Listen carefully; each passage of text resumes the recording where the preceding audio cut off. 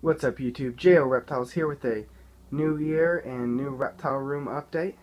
So a lot has changed around. Not many new additions animal wise, but supplies wise there is, and I had to move a lot of things around to make it work space wise in here. So I'll start with this wall here. So we have the false water cobra.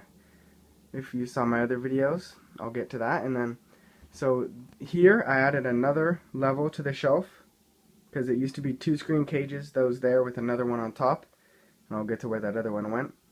But so pretty much I had this vision cage in storage and I needed somewhere for it to go, so I added that second level of shelving so we could fit that in.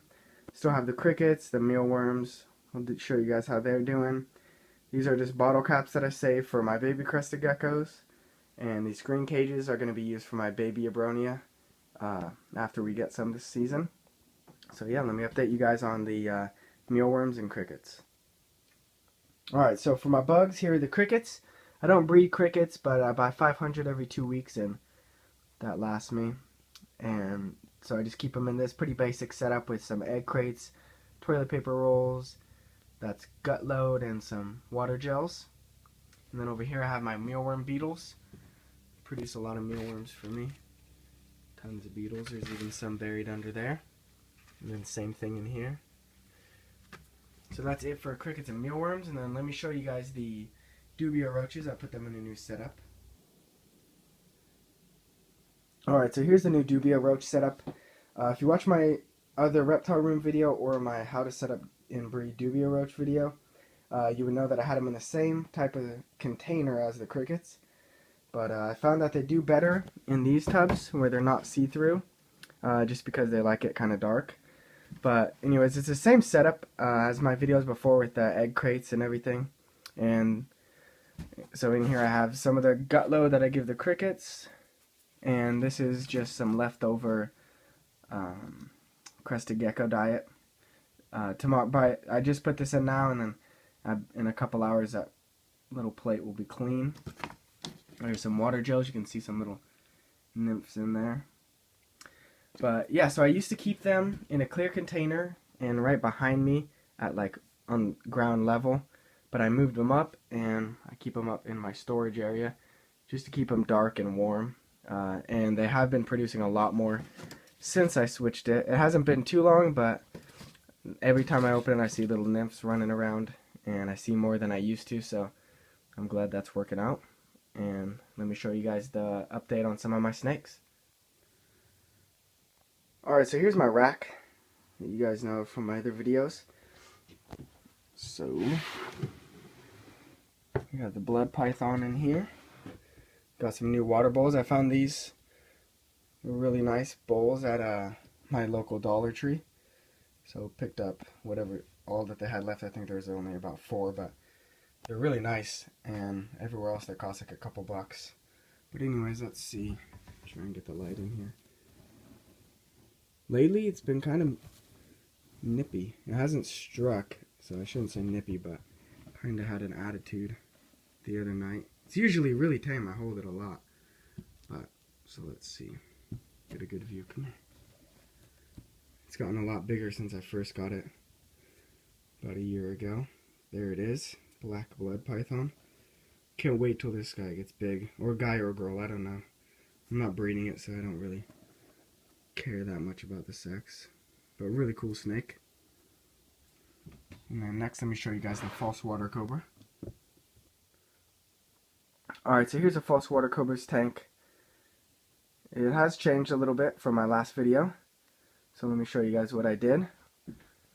So first I got the new water bowl that I was just telling you guys about, and then I made it a moist hide, which I think it's in right now, but it's just a little sterilite tub. I cut a hole in the top, put some sphagnum moss and some water.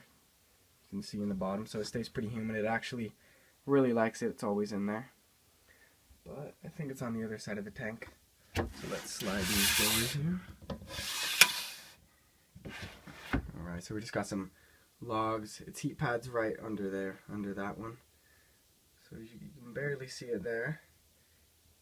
But let me take them out so you guys can get a better look. Alright, so this is the male false water cobra. I use my snake hook to get him out. I don't free handle him. when he's inside his cage just because of how they are. But this is him. If you can see, he's getting lighter with every shed. See if we can get a good shot.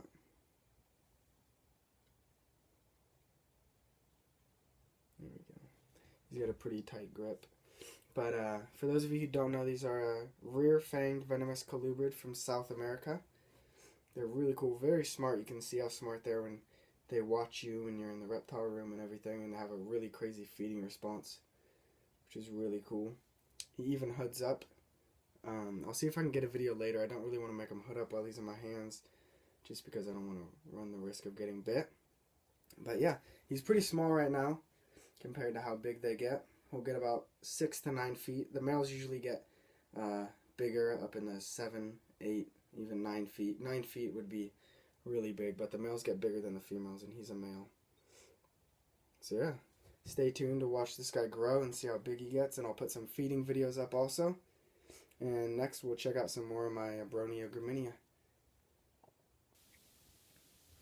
Alright, so now I moved the two Abronia together here. We have the male in this one, the female in there.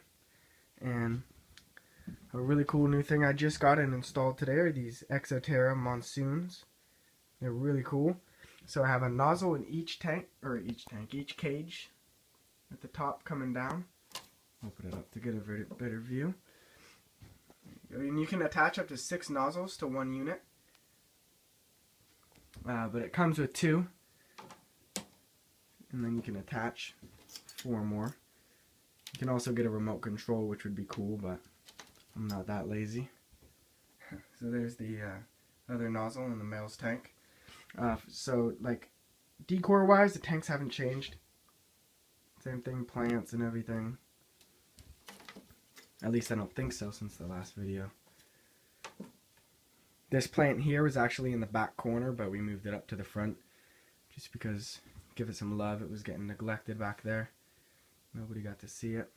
But these, I don't know if these were in the last video, but just a little plant that I planted in there. And let me show you guys the monsoon when it's on and tell you a little bit about the unit. So this is the control pad here. Well, first, this is where you attach the tubing, the out tubing. This is a little spot where you pour in your water. And there's like a little screen there so it can filter out any junk that's in there. Alright, so you turn it on here and you can either, this is the off and cycle, so you can turn it on. See the false water cobras. It's going back now, but it was checking me out. Coming up to the glass. But anyway, so you can turn it on and just have it on while you're doing things and then turn it off, or you can have it on the cycle. And for the cycle, you can pick how often you want it to come on. Every 4 hours you can do it. This is by seconds. The intervals are in seconds, so 2 minutes, a minute, 30 seconds, and all that. But I just am gonna use it, just turn it on when I come in, let it mist, and do my other stuff, and then turn it off. So let me show you guys when it's on. Pretty good mist. So it's really good, it'll water the plants. And we got the other one here. I'm really excited about that because it kind of consumes a good amount of time having to spray them a couple times each day, filling up the squirt bottle, and it's the pump kind, so pumping it up kind of takes a while and everything. So this will help a lot. I can just turn it on and do some things. Turn it off there. And next, let me show you guys the Madrayan alligator lizards, or the Alligator kingi. Alright, so same thing, same basic setups that they were in before. The female, she's getting bigger, so hopefully in the next 6 months I want to get her in here with the male. I'd really like to produce some of these. They're really cool. The babies come out with these really cool bands. They almost look like mini blue-tongue skink babies when they come out. They're really cool. But let's see, they're kind of shy. So let's see if we can find any of them. See if we can find the male cruising around. Nope, I don't think so. Let's see if I'll get the girl out for you guys. Alright, so here's the female here for you guys to check out, see what they look like. She has a regenerating tail, as you can see. But I just love the pattern and color on these. When they're babies, those bands are a lot darker and broader, but they lose them as they get older. She's pretty tame, you can hold her. Some alligator lizards can be pretty nasty, but all mine are tame. I can hold all of them, except actually the male Abronia I have. He's a little, but everyone else is fine. So that's her, and then let me show you guys the bigger pair of Abronia graminia that I have. Alright, so here's the bigger setup that I have the Abronia graminia paired up in. And it also has a monsoon, but it got both nozzles in here. So we got one here on the bottom. I'll turn it on for you guys. And then the other one is up top here. So that's pretty cool. The setup is the same as before. And I think they're done. Snake hook fell back there. But they're down there. I would take them out to show you guys, but around this time of year is when breeding happens, so I don't really want to stress them out too much. But yeah, that's the setup for them. Just got some brand new UVB bulbs in there, so it's looking pretty bright. The plants are looking good. Yeah, so that's those are all the setups for my alligator lizards. And let me show you some crested geckos. And we got a new crested gecko I have to show you guys also.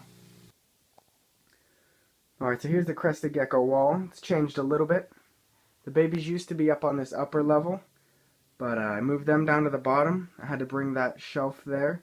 It was about right there. I had to move it up so I could put this Zoom-Ed terrarium there, which I'll talk about what I'm going to do with that in just a second. And then I moved some of my breeding pairs up there. The red bicolors there. I'll show you her. The new addition is back there. Focus? Nope, of course not. I'll get it down for you guys in a second.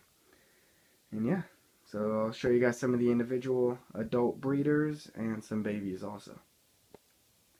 Alright, so here's the new addition. Nice partial pinstripe. Female, she fires up to a nice red. Come here. So I'm excited about her. I'm getting her ready for breeding, probably next year. She's too small right now, but just a really nice looking gecko. And let me show you guys some more young ones. Here's the red bicolor female. If you watched my last video, I was talking about how I was trying to get her up to size again. She's back up to 41 grams, so she's ready for this next year. So excited about her.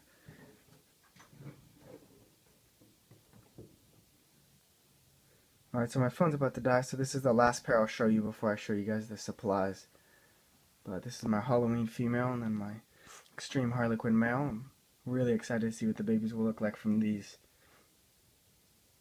I'll do a separate video on all my crested geckos, just so you guys can see what I'm working with here.